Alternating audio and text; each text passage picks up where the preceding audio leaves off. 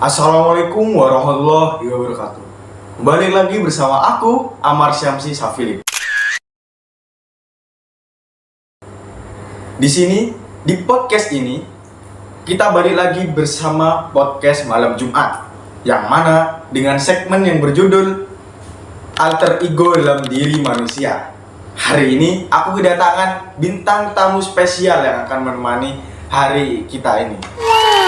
Bisa memperkenalkan diri? Perkenalkan, namaku Panjar Marifandi. Nomor absen 28. Perkenalkan, nama Pujidan Masyali. Absen 18. Halo semuanya, perkenalkan nama aku Kalisa Zanina Citalanita. Absen 19. Halo semuanya, perkenalkan nama aku Ayu Kaisa Mulydia Munir. Absen 6. Nah, kita tanpa berlama-lama langsung saja masuk ke materinya. Alter ego dalam diri manusia, yang mana alter ego sendiri itu merupakan sisi lain, yang maupun sisi lain yang mungkin tidak akan kita perlihatkan kepada orang lain. Mungkin karena kita malu, mungkin karena kita mempunyai salah kepada itu. Nah, salah satu alter ego yang muncul paling sering dalam diri manusia itu adalah munafik.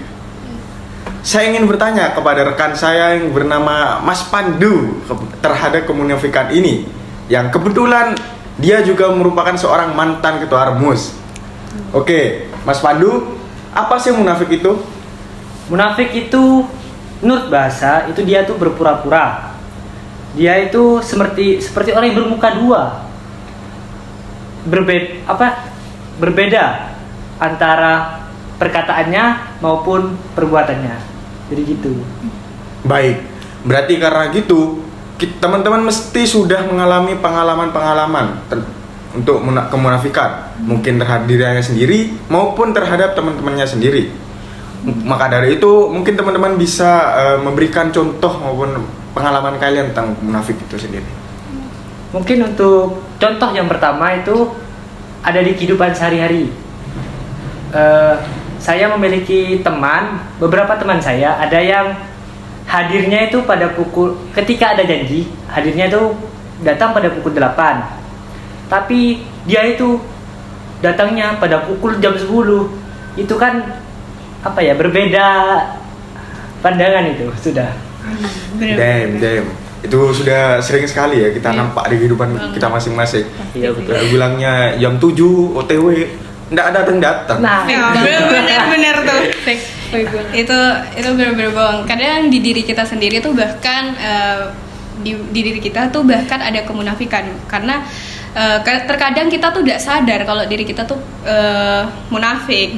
Kalau dari pengalaman aku sih, temanku atau mungkin bahkan aku sendiri ya, terkadang mengucapkan janji, tetapi mungkin ada halangan atau bagaimana, janji itu dia tidak tepati, dan itu sudah termasuk kemunafikan.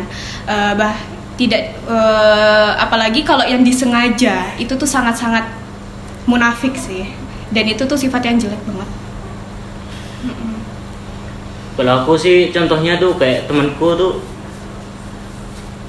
pernah bilang ke gurunya sudah ngumpulin tugas, padahal belum sama sekali mengumpulkan tugas.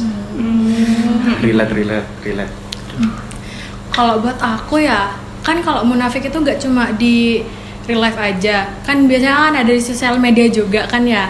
Terus juga yang lagi happeningnya gini di sosial media, ada kan yang namanya dia itu kayak dia kayak nunjukin ke sosial media kalau dia tuh alim banget, kayak selalu story-nya ke majelis taklim lah, kalau pertemuan remus-remus gitulah, tapi gak taunya di belakang dia tuh kayak sholat 5 waktu aja, gak bolong-bolong, terus dia ngeklub lah bisa jadi gitu. Kalau enggak ya mereka ya minum-minum gitu. Banyak kan kalau kayak gitu. Iya, banyak banget kayak gitu. Banyak banget. Damn. Jadi ya, teman-teman di sini juga bisa nge-include kalau namanya munafik itu orang bermuka dua, dengan yang diperlakukannya itu berbeda dengan belakangnya. Nah, dari sini kita juga bisa menarik kesimpulan. Munafik tuh ditandai dengan adanya kebohongan yang pertama. Yang kedua, terdapat pada perbuatannya. Nah, yang ketiga itu khianat. Ketika mereka diberi janji, mereka tidak amanah. Nah, untuk itu kita akan masuk ke pembahasan alter ego dalam diri manusia yang kedua, yaitu keras hati.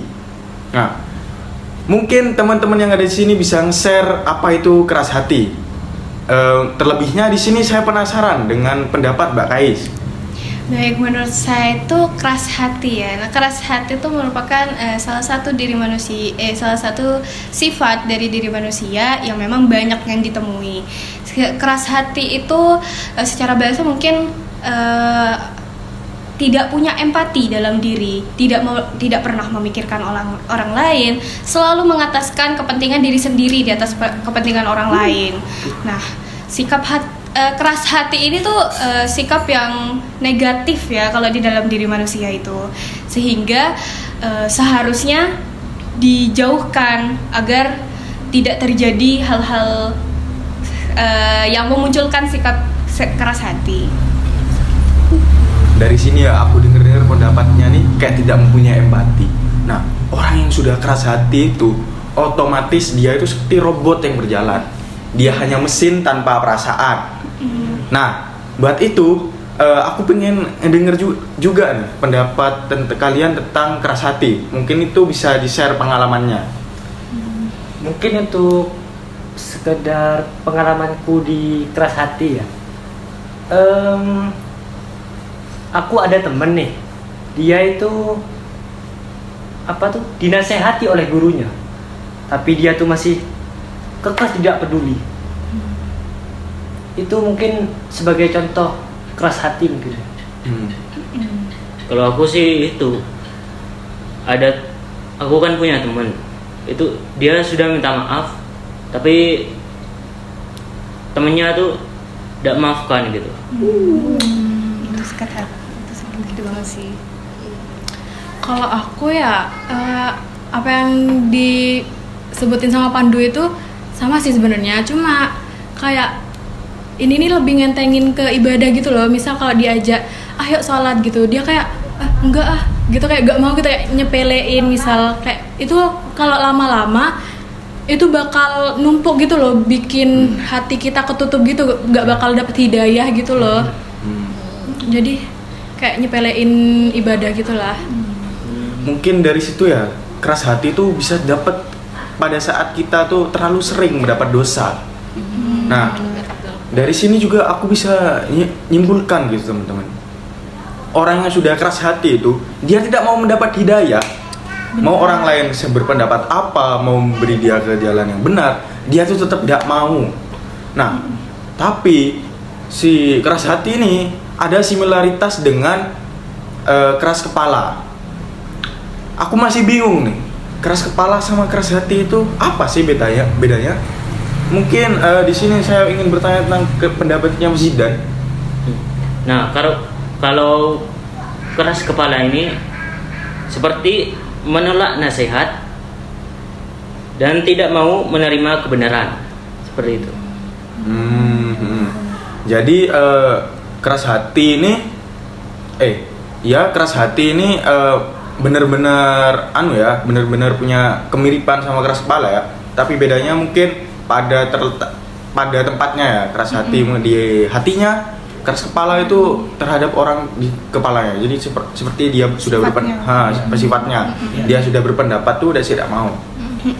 Nah, dari sini juga kayaknya aku juga lebih tahu lagi ya kalau yang namanya keras kepala itu beda yang dari tekad.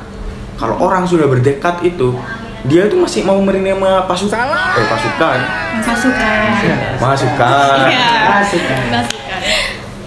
Nah, selanjutnya aku ingin melihat pendapat teman-teman yang lain tentang keras kepala ini, dari pengalamannya, dari contoh-contoh yang lain.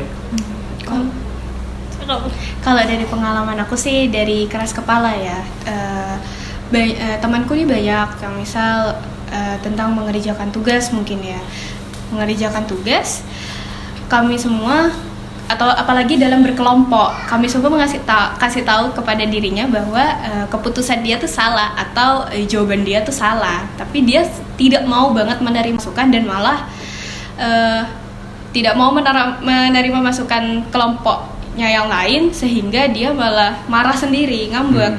Kayak itu contoh keras kepala yang benar-benar gak bisa banget dinasehatin. Kalau aku 11-12 sih sebenarnya sama punya Ayu ini kayak misal contohnya dari teman aku sendiri itu kan waktu itu kan kerja kelompok ya.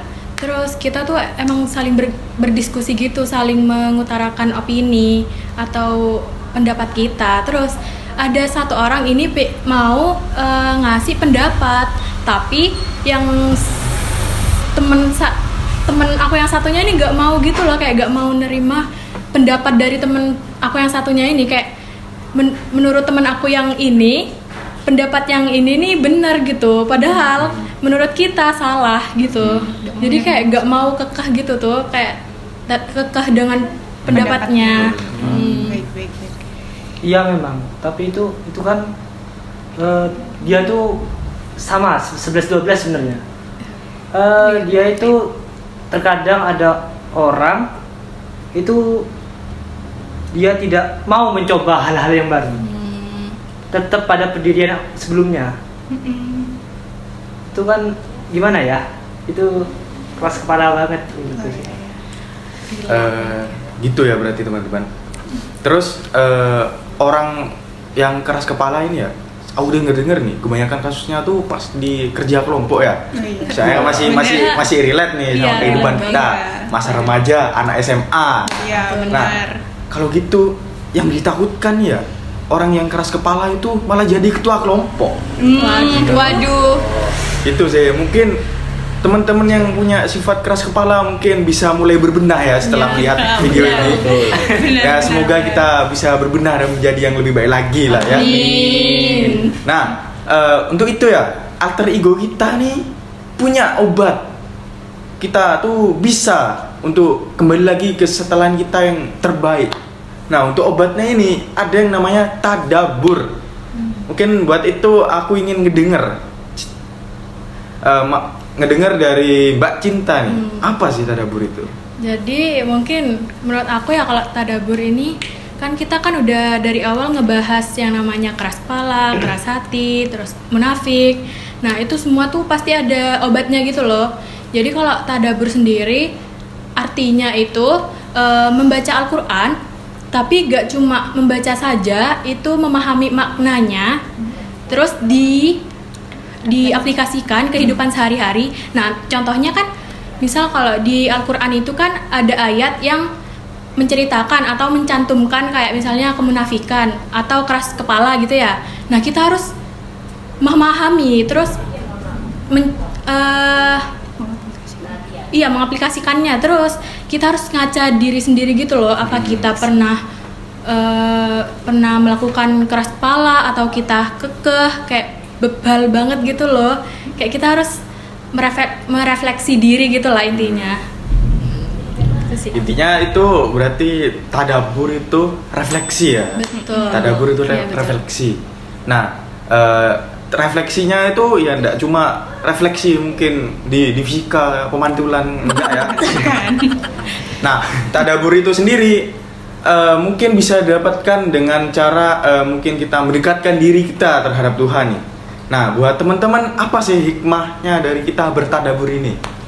Menurut aku sih tadabbur itu ya seperti didengar sama kita semua.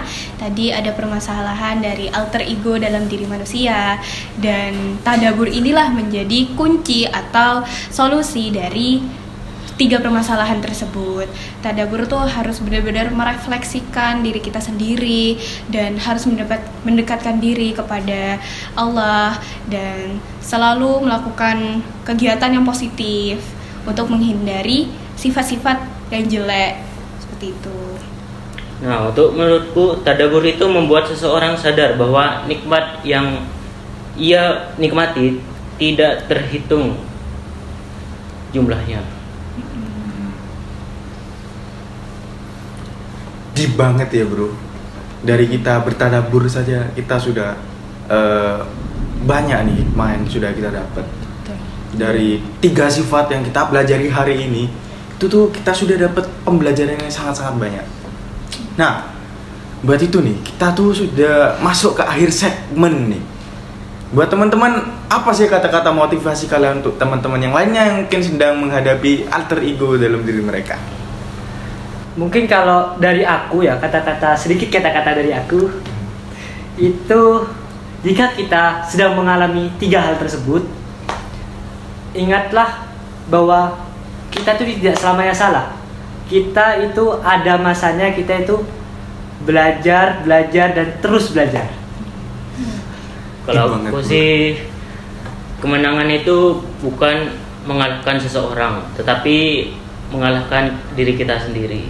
2, 3. Kalau dari aku ya mungkin berhenti cari pembenaran, mulailah cari kebenaran. Kalau dari aku mungkin jangan takut mengakui kesalahanmu karena kejujuran adalah awal dari perubahan. Oh my god. Tepuk tangan buat diri kita sendiri. Nah, kita tahu bahwa kita tuh bukan makhluk sempurna. Kita tuh manusia yang banyak salah. Kita tuh sering-sering berbenah terhadap diri kita. Nah, mulai besok, ayo kita menjadi diri kita yang lebih baik. Meskipun itu hanya 1%, at least itu adalah kemajuan.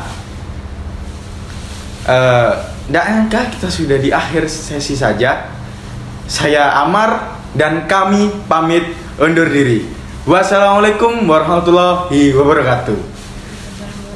Dah.